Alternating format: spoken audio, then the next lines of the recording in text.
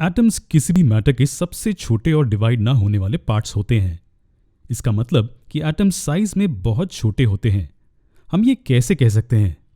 अगर हम दीवार वाला सेम ही एग्जाम्पल लें तो सभी ईंटें जो एक दीवार बनाती हैं हमेशा एक पूरी दीवार के मुकाबले छोटी होती हैं, है ना? उसी तरह बेसिक यूनिट्स जो एक पर्टिकुलर मैटर बनाते हैं पूरे सब्सटेंस के मुकाबले में हमेशा छोटे होते हैं। अब आप ही बताइए कि आपको क्या लगता है कि एक एटम कितना बड़ा या छोटा होगा? शायद हम एक दूसरी छोटी एंटिटी लेकर एटम को उससे कंपेयर कर सकते हैं। क्या आप एक चींटी के बारे में सोच सकते हैं? शायद नहीं।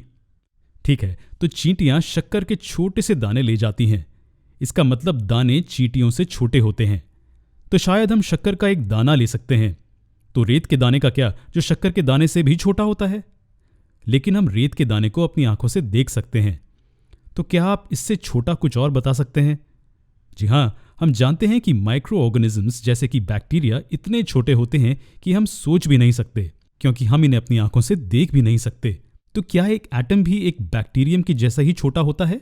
आप ये जानकर हैरान हो जाएंगे कि एक अकेला सेल जैसे कि एक बैक्टीरियम मिलियंस ऑफ एटम से बना होता है।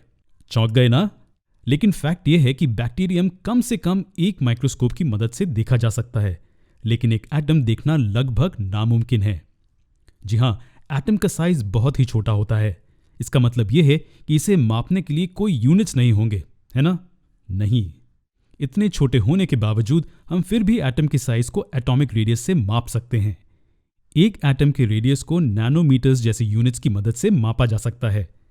एक सेकंड रुकिए, क्या आप जानते हैं कि एक नैनोमीटर क्या है?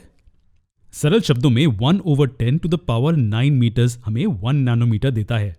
तो क्या इसका मतलब कि 1 नैनोमीटर 10⁻⁻9 है? जी हाँ, 1 नैनोमीटर इतना छोटा है। और एटम्स नैनोमीटर से मापे जाते हैं, तो सोचिए ये कितने छोटे होंगे। चलिए हाइड्रोजन एटम का एग्जाम्पल लेते हैं। एक अकेले आइसोलेटेड हाइड्रोजन एटम का एटॉमिक रेडियस लगभग 5 × 10⁻11 होता है, जो कि 0.05 नैनोमीटर्स जैसा है। इतना छोटा होता है। अब बताइए कि अगर एटम्स इतने छोटे होते हैं तो हम इन्हें क्यों पढ़ रहे हैं? कहने की जरूरत नहीं है कि ये पूरी दुनिया को बनाते हैं। जी हाँ, जो भी हम हमारे आसपास देखते हैं सब एटम से बने हुए हैं। यहाँ तक कि हमारा शरीर भी एटम से बना हुआ है। इसलिए उनके छोटे साइज के बावजूद एटम्स को डिटेल में पढ़ना आवश्यक हो जाता है। अब अगर ये इतने छोटे हैं तो क्या आपको लगता है कि इनका कोई मास होगा?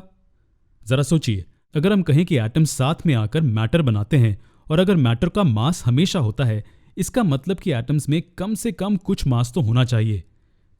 जी हाँ, इसके बावजूद कि एटम्स बहुत छोटे होते हैं, इनका कुछ मास तो होता है। लेकिन हम एक सिंगल एटम का मास कैसे कैलकुलेट कर सकते हैं? क्या ये करना पॉसिबल है?